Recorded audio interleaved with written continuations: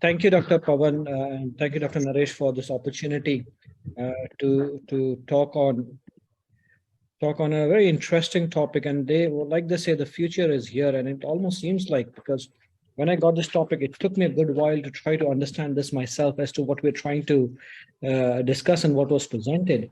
A lot of this is pure science, basic science, but it's all molecular studies that I think it does give a flavor of what the future is to come in the next few years. This talk was done by Professor Ken O'Brien in ESMO in Paris earlier this month, looking at high dimensional immunotherapy response to head and neck cancer. And a lot of this talk was based on the basic biology of the tumor. And what they meant by a high dimensional immunophenotyping is basically evaluation of cellular components of the immune system using what they call as a single cell spatial phenotyping. And what they essentially meant is that today you could look at a tumor specimen.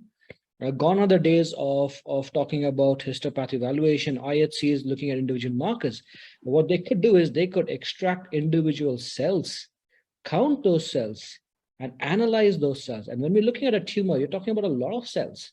In the sense, you have tumor cells, you have immune cells, you have fibroblasts, you have vascular cells, you have the stroma, and even in the immune cells, you have B cells, T cells, CD4, CD20, and all of these things. And they could extract each and every individual cells. And of those individual cells, look at mutational analysis in the chromosome, look at gene expression in the microRNA, as well as using immunofluorescent flow cytometry or high throughput flow cytometry, look at receptors expressed on the cell surface. And they could do that on individual cells. And that is essentially what they were talking about, to see whether those analyses can then subsequently help us identify which tumors are likely to respond to immunotherapy versus those who are not.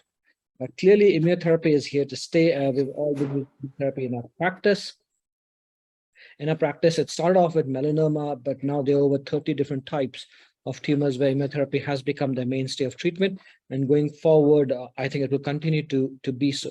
But when we're looking at tumor microenvironment, and I think a lot of talks have been done on looking at the tumor microenvironment in the blood, but the actual tumor microenvironment is in the tissue and not so much in the blood. So evaluation of this tissue is still the mainstay of our trying to understand how the immune cells interact with the tumor cells. Head and neck cancers, we all know that head and neck cancer is highly immunogenic. In our country, at least, the vast majority of the head and neck cancers are oral or oropharyngeal, the others making a small part of it. Now, on the right is basically a cross-section of a tonsil. A histopath evaluation looks completely differently. Now, in this, you can see varieties of colors, and they are basically each and every single cell that has got varied expressions on the cell surface giving the color. So you can look at the red ones being CD8, which is predominantly on the upper right here. The pan-CK is basically your squamous epithelium, which kind of borders it. The pink ones are your PD1, and your white ones are your PDL1. When you look down here, you can see very few immune cells. So most of the immune cells are concentrated on the top. The green bit is the normal tonsil. So you can get such varied expression in a single tumor, and that is what they were trying to kind of elicit. Now, they used a high throughput multiplex gene expression technique called the nanostring modular cancer panel.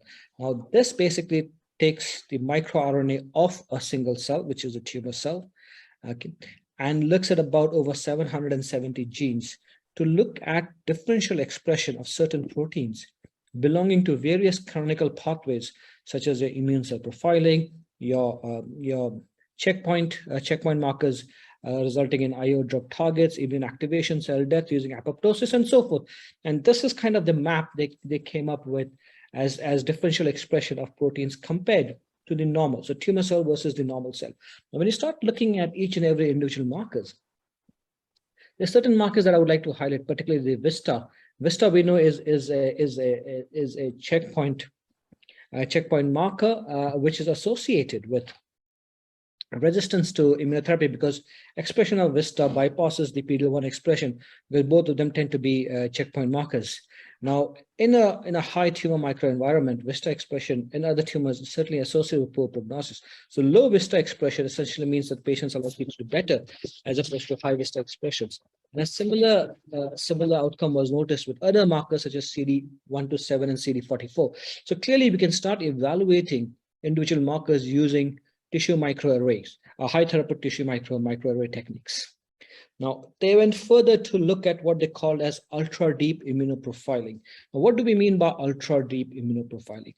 Basically, this is your single-cell spatial phenotyping. What I mean by that is that they look at each and every cell.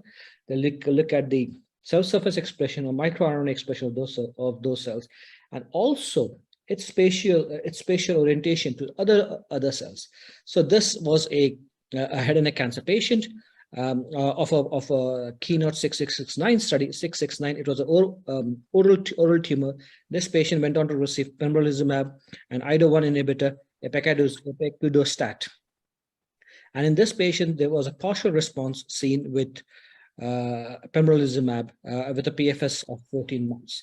Now, when we look at this particular tissue, you can see that this is your normal tonsil. So there are various marker expressions. So these tend to be your B cell and the T cell expressed, and the tumors are kind of concentrated on the top here as well as the bottom here. And when we start looking at individual markers, we see more CD4 and CD8 expression on the top as opposed to the bottom.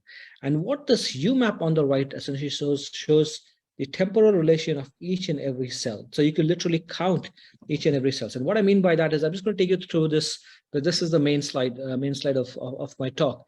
This is a cross section of the tonsil that we were talking about in the earlier study. Now this is the UMAP of looking at each and every cell. So the number of cells they calculated was about 8,35,823 cells. So they extracted each and every cells. And if you look at this pie chart here, and obviously the legend is here. So the 27% was the tumor cells, 18% was your vascular cells, then 11% was your B cells, and 13% was your 13 and 8% were your T cells. So these were the majority of the cells in that particular tumor. On your right is your cluster dendrogram showing the heat signature. So on the bottom here, you have the various cell types that were identified. That's on your x-axis. On your y, you have various markers that are expressed. And you can look at it that the heterogeneity is so much that for every different cell, there are different markers that are expressed. The blue being the coldest and the red being the hottest. And I'm not going to go into the details of that. But what I'm trying to elucidate here is that you have significant heterogeneity within the same tumor in between cells of those tumors.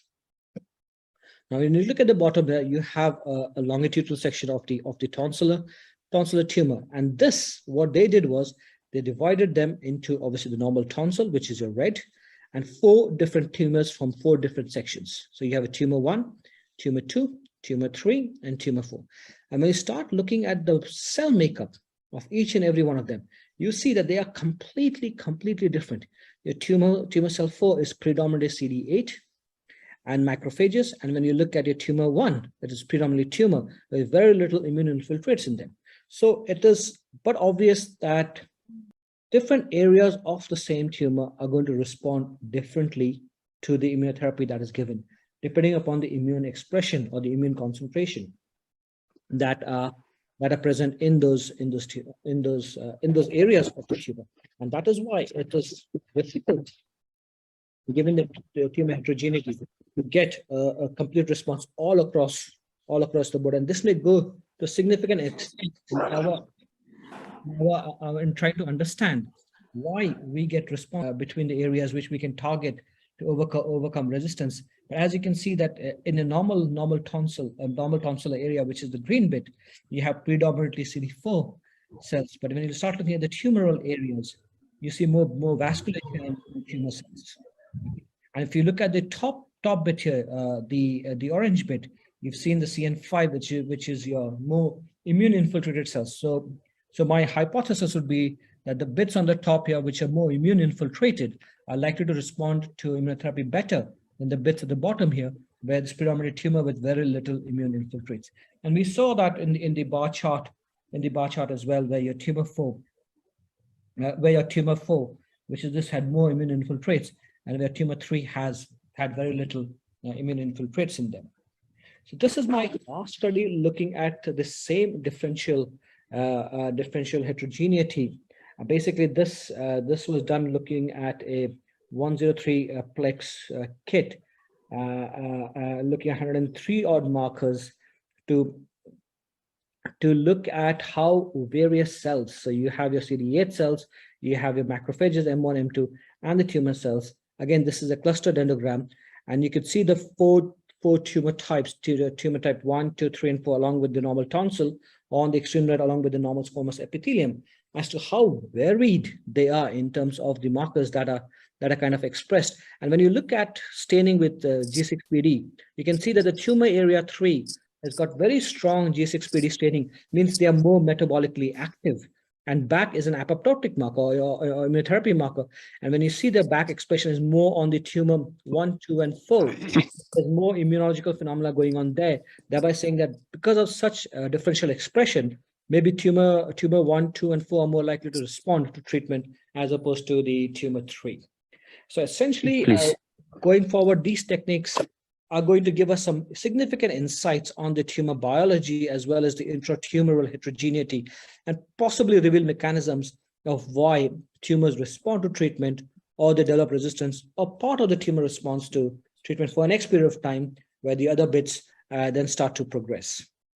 That is it from me. Thank you. Please, thank you. Thank you, Dr. Vijay.